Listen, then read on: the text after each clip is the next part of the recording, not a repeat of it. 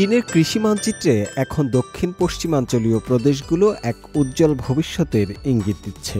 Sichuan, Yunnan এবং Kweichow এই তিন প্রদেশে শুরু হয়ে গেছে গমের সোনালি ফসল কাটার মহোৎসব।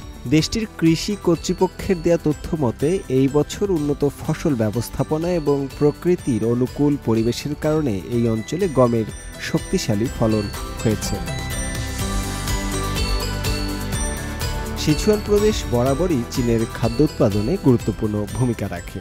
এবারও এখানকার শীতকালীন গমের অবস্থা অত্যন্ত আশাব্যঞ্জক। কৃষি বিশেষজ্ঞরা জানাচ্ছেন, ফলন ভালো হওয়ার পেছনে প্রধান কারণ পোকামাকড় ও রোগের প্রাদুর্ভাব এবার ছিল একেবারেই সীমিত।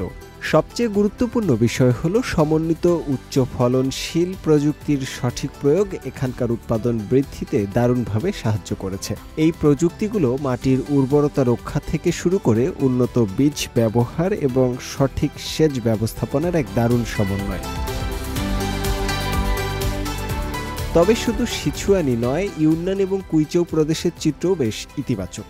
মাঠ পর্যায়ের জরিপগুলো থেকে ফসলের ইতিবাচক বিকাশেরই ইঙ্গিত পাওয়া যাচ্ছে। এর মানে দাঁড়ায় এই দুটো প্রদেশেও গমের উৎপাদন আশানুরূপ হবে। কৃষকদের মুখে এখন হাসি, কারণ তাদের কঠোর পরিশ্রমের ফল এখন ঘরে তোলার সময় এসেছে। দক্ষিণ পশ্চিম চীনের গম ক্ষেতগুলোতে ভালো ফলনের লক্ষণ স্পষ্ট। গমের শীষের সংখ্যা অনেক বেড়েছে। প্রতিটি শীষে দানার সংখ্যাও সামান্য বেশি, আর দানার ওজন ঠিক আছে। এসব কারণে মোট গমের উৎপাদন বেড়েছে।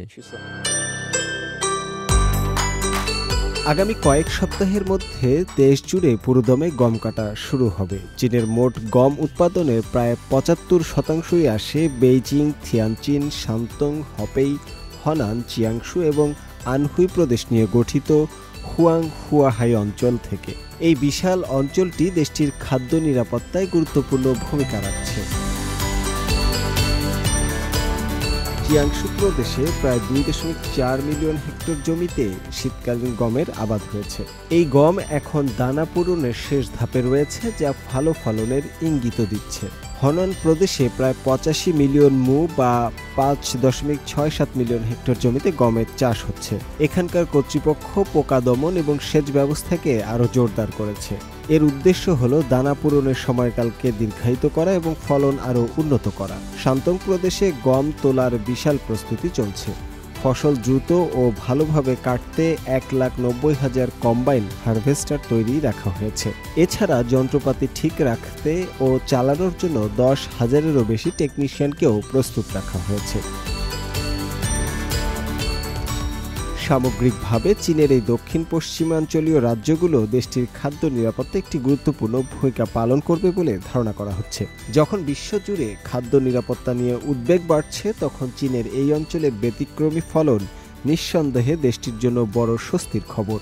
এটি শুধু কৃষকদের আর্থিক সচ্ছলতাই বাড়াচ্ছে না, বরং চীনের কৃষিক্ষেত্রে নতুন উদ্ভাবন এবং টেকসই উন্নয়নের একটি উদাহরণও স্থাপন করেছে। এই ফলন চীনের খাদ্য ভাণ্ডারকে আরও সমৃদ্ধ করবে এবং দেশটির স্থিতিশীল অর্থনৈতিক প্রবৃদ্ধিতেও অবদান রাখবে।